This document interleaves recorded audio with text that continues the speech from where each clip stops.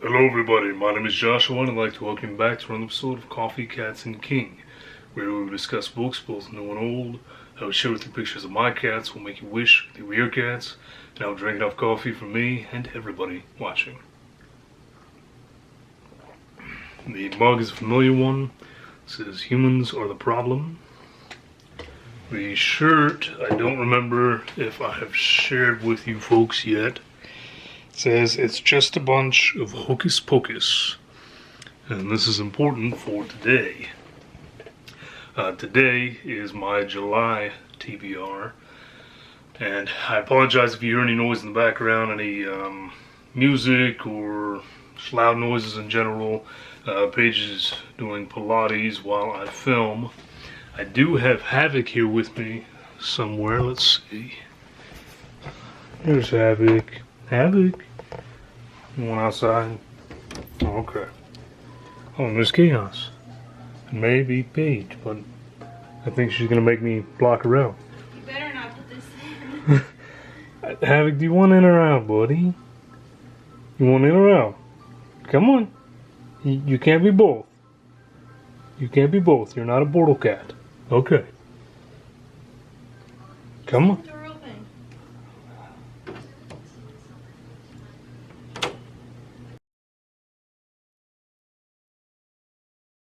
I've had just a little bit of cat footage. I've had just a little bit of coffee. So let's go on and jump into the books. Alright, the very first audiobook of the month is one that I think a lot of you out there have already read, and if not, then you've definitely heard about it at this point. This is Catronia Ward with The Last House on Needless Street, with this lovely cover that immediately gains extra points with me because of the kitty. Many people rave about this book. Surprisingly, I have not heard about the story itself, though. I listened to a quick sample of it and was immediately excited because I realized that the sample I listened to, that part of the book at least, is told from the point of view of the cat. I am aware that this book delves into mental illness, and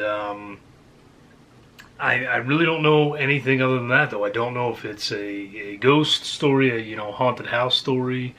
I don't know what this book is about exactly. I think there's a serial killer involved, but these are just little snippets of things that I'm hearing.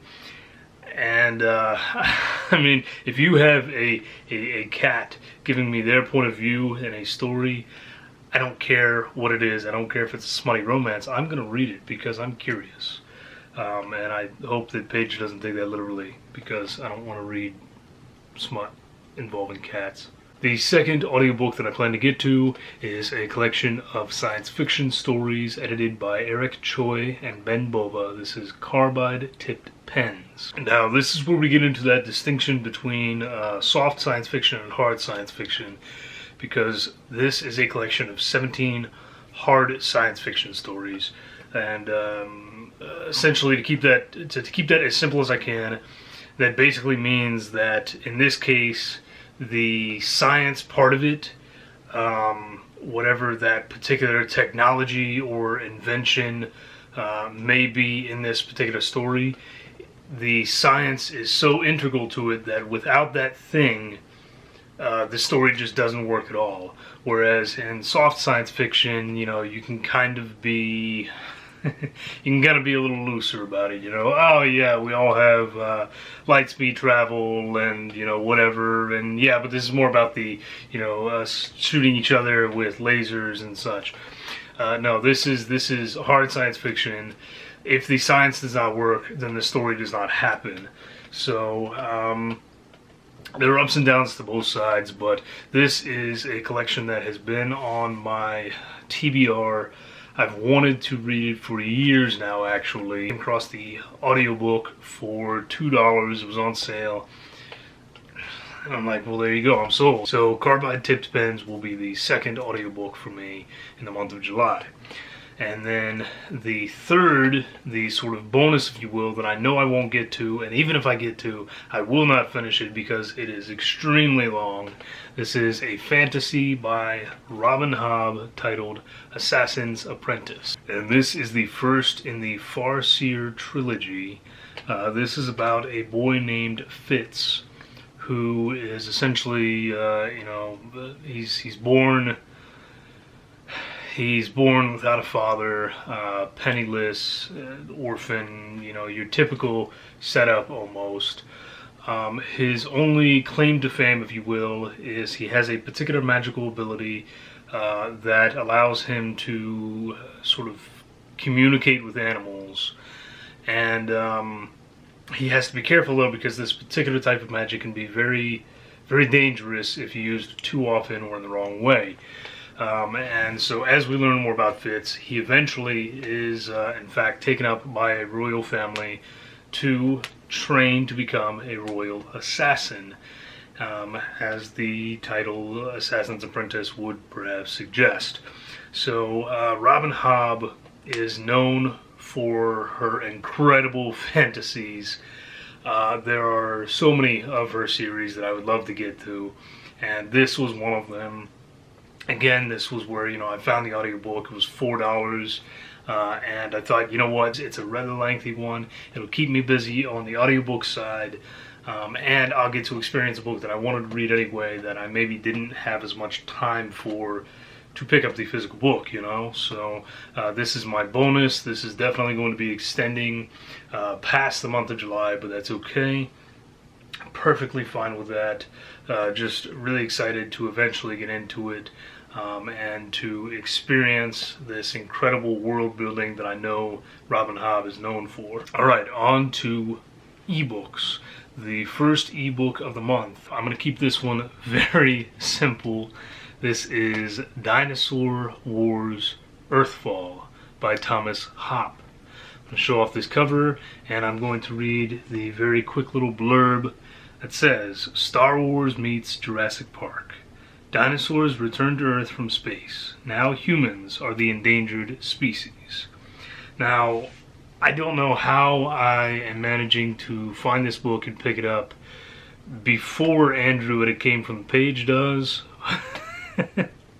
I guess I just managed to somehow get lucky here because this sounds like a book that he would devour in a day.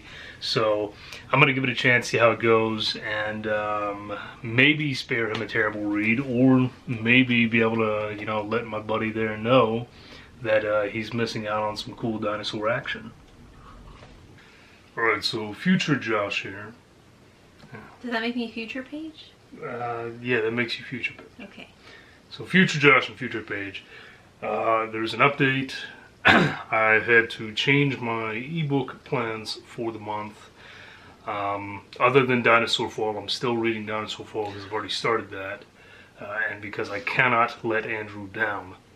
No. So, still reading that one. The rest of the books, as far as the ebooks, have changed because Miss Page asked me whether I would join her. So, I think it was last year now that we read. Yeah, we read Stuart Turton's The 7.5 Deaths of Evelyn Hardcastle together.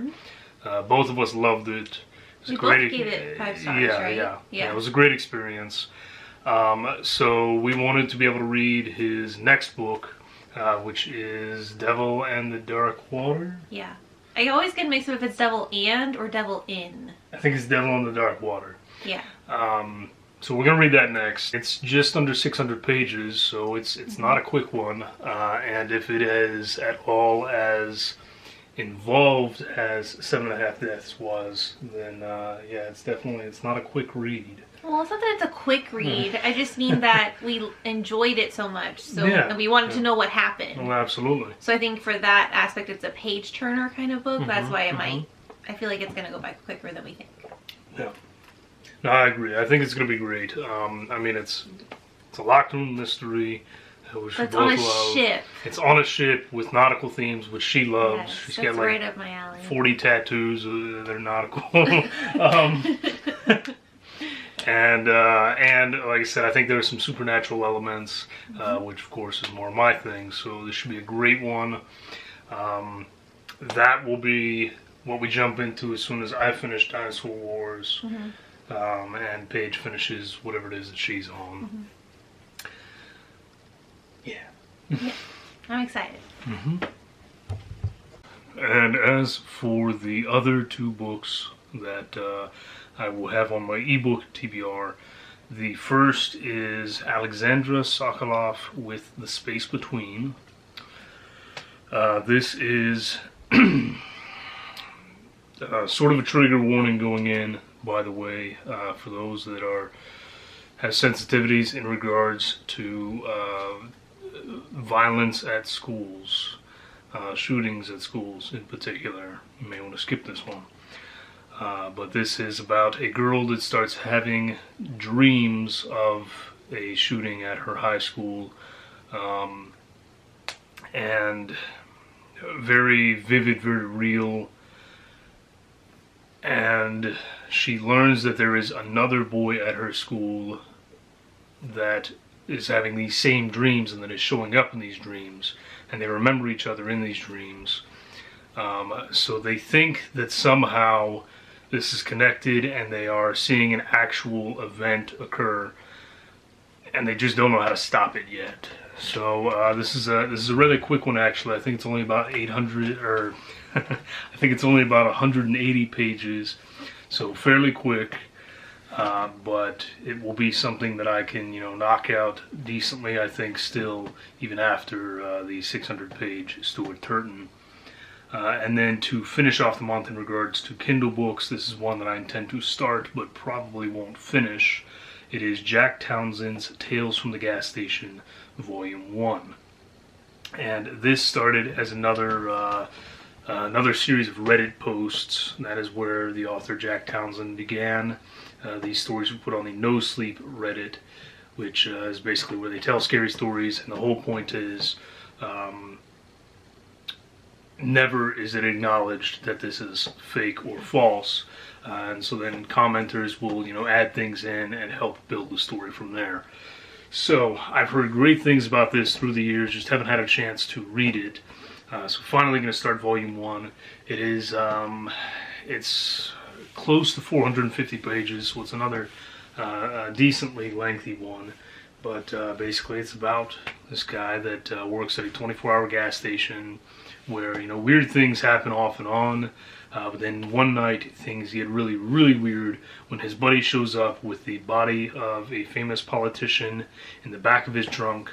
And from there, as he puts it, Jack finds himself entangled in a supernatural conspiracy involving monster hunters, sociopaths, doomsday cultists, and garden gnomes.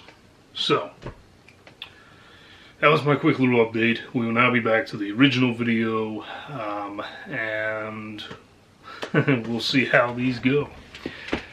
And now we get into the physical books. So, as I said, I've picked out 10 books, 10 physical books for the month. Tried to, as always, give a good mix of horror, some science fiction, some fantasy. There's some poetry in here. There's actually some nonfiction in here, which you don't see often, but so let's go on and get into it.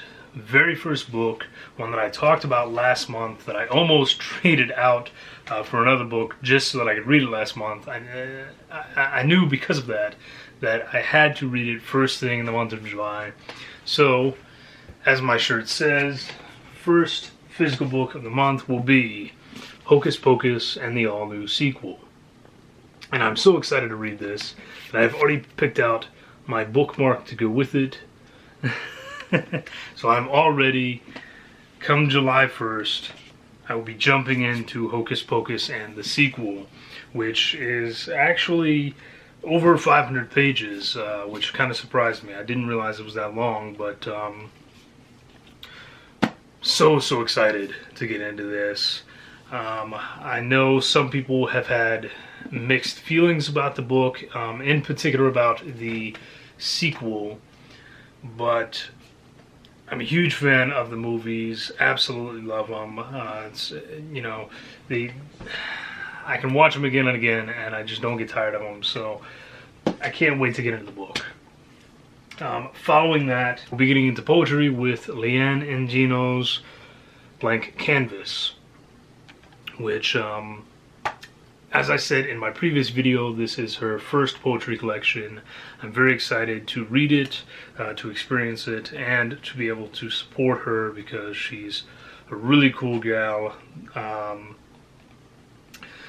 She also writes a comic book series about Fang, a telepathic vampiric cat.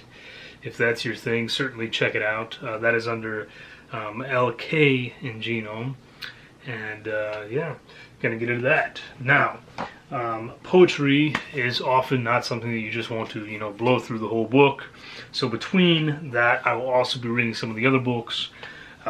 Next being one that you guys are gonna love. I know you're gonna love it. I know I'm going to love it before I even started because it was written by Mr. Jeff Strand, who happens to be the only author that can pull off horror and humor perfectly every time. And this, well, this, my friends, speaks for itself. This is Jeff Strand's Attack of the Killer Tomatoes. I mean, just soak it in. You know this is going to be a great book. You know it's going to be a great book because the movie is lauded as one of the greatest of all time, as we all know. So I know that Mr. Jeff Strand is going to do it a great service here. And there's really nothing I can say to sell you on this book. If you are not excited to read Attack of the Killer Tomatoes, I don't know what's wrong with you. I really don't. I also don't know why you're on the channel because that's exactly the kind of thing that you're going to see on here in regards to levels of ridiculousness. The fourth book then that I will be picking up is another one that I just talked about in my last one, in my book haul in particular. This is one that I was so excited to get to. I knew I had to read it this month. This is LeVar Burton's Aftermath. And this is science fiction, more of a, I believe, more of a dystopian society science fiction, if you will. And I'm not going to get into what this book is about, so to speak. Not just yet, because I feel like I'm going to end up doing a full video on this once I've read it. All I will say is that, yes, this is LeVar Burton, who was the host of Reading Rainbow for, what, 20 years? And is responsible for countless numbers of readers and writers out there. So let's all support the man. This is actually a book that he wrote a long while ago, and it's now been republished with a new cover and a new introduction by him. And it's fantastic, and I cannot wait to get to it. Now, since I'm in the world of science fiction there, following that, I want to continue to challenge myself mentally, if you will. So I will be picking up John Pfeiffer's The Human Brain. And this is a nonfiction about 3 pounds of a pinkish gray mass about the size of a softball. The Human Brain. It just sounded like a fascinating read. This is one that I picked up at, I think, Goodwill. Maybe when I first started this channel. But it's been a long time since I picked up some non-fiction, so I thought, let's give it a shot. And if it doesn't work out, I know exactly who I'm going to give it to. Now, this next one is, well, so I'll have just finished reading about the human brain and all its insanity and why it works in the strange and mysterious ways that it does. So maybe this book will make a little more sense to me. This is Richard Zane's Phantasmagoria, with this awesome, awesome cover. Now, I cannot do this book service by trying to explain what it's about. So in this case, I'm going to do that thing that some people don't like. I'm going to read the back cover. But you'll understand why when you hear what the back cover says. A scoundrel with a secret seeks the key to escaping the end of the world. An exiled gunslinger waiting to die is called back for one more job. A radioactive man is sold into service as an assassin by a mysterious cult. As their stories intertwine, all three are caught between rival mobs, an invincible killer, and a plot to upset an uneasy peace between once warring nations. While far above the planet, a phantasmal apocalypse looms. Dinosaurs, robots, cannibal fairies, a brain in a vat, a giant squid, Nazi Amazons, super soldiers, a war dragon, an assassin cult, unicorns, were-ninjas, animal-human hybrids, and a kaiju god of destruction. The battle for the fate of the world starts with betrayal in a cemetery and a stray phallus. How was I going to talk about that without reading the back? I don't know what to think of this book. This has been on my this has been on my list to pick this book up ever since it came out, which is probably a good solid 10 years or more ago. And I finally did, and I forgot just how absolutely insane it sounds. It sounds like it would be written by the author of John Dies at the End, honestly. So we're going to experience this one together.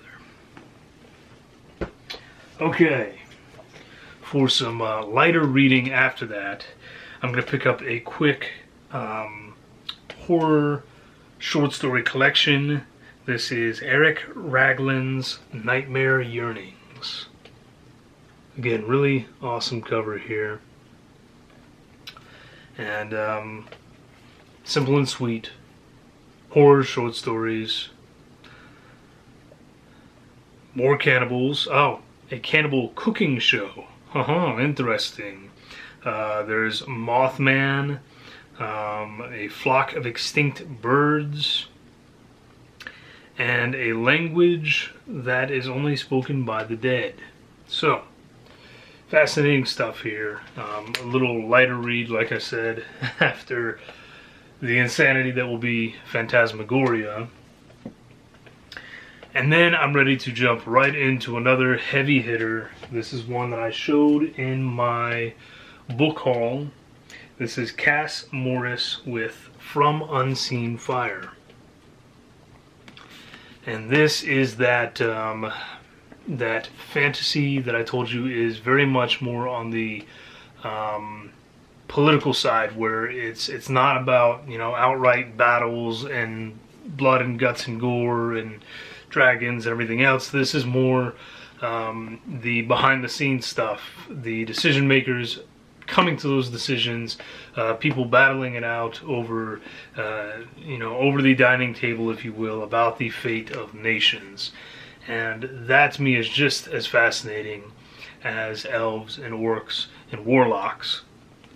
And this is, again, a rather lengthy one, about 500 pages with some tiny text. So we're going to see how this goes. I'm not familiar with the author, but I loved the cover, and it very much intrigued me that it seems to focus more on that and on the family hierarchy than anything else. So we're going to see how this goes. Now, this next one is, again, one that I wanted to jump into as soon as I brought it home, but I had other obligations to myself and to you folks, so I didn't do it. I did kind of save it towards the end of the month of July as a pat on the back, if you will. Hey man, you did it, good job. Here you go, this is your reward. So it should be a quick, light, fun read. This is Josephine Ruby with Daphne and Velma, The Vanishing Girl. And again, I've been told by some of you that this pretty much follows the typical Scooby-Doo setup and really doesn't try and reinvent the wheel there, which is awesome because I was a little afraid that it was going to. So very, very, very much looking forward to getting to this. I've wanted to read it ever since it came out. The second one is definitely out, and I think it's supposed to be a trilogy. I want to say the third is out as well, so I'm a little behind on that. So we'll see how this one goes before I jump the gun and buy the other two. And then to finish the month out, I put this one last because I really don't know how it's going to go. It is very possible that it will end up being DNF'd, and if so, well, hey, I saved it for the end of the month, and I'll be ready to jump into the next month. I have said it on here before. I will say it again. I am not a fan of Dean Koontz. I'm just not. I find his writing just doesn't work for me at all. And, you know, some of you say the same about King. It is what it is, you know. I'm not going to get upset about it. And hopefully you won't get upset about me kind of, you know, talking bad about Koontz either. But once a year, I try to drag out a Koontz book and give it a read and see if maybe he can turn me around. Maybe as I get older and a little more mature, I'll come to, you know, understand and appreciate the man. I don't know. But so for this one, for the year of 2023, my Dean Koontz read will be Intensity. I don't know what this book is about. I'm going in totally blind because I feel that's going to be best here. Like I said, I don't have a good track record with this guy, but I'm going to give him another chance, as I always do. And maybe, fingers crossed, this will be the one that turns me around and I can start exploring some of his other work. I don't know. We'll see. Or maybe I'll DNF it and move on to something totally different. But those are the books that I have picked for the month of July. So, you've had a little bit of cat footage. I have not had enough coffee at this point.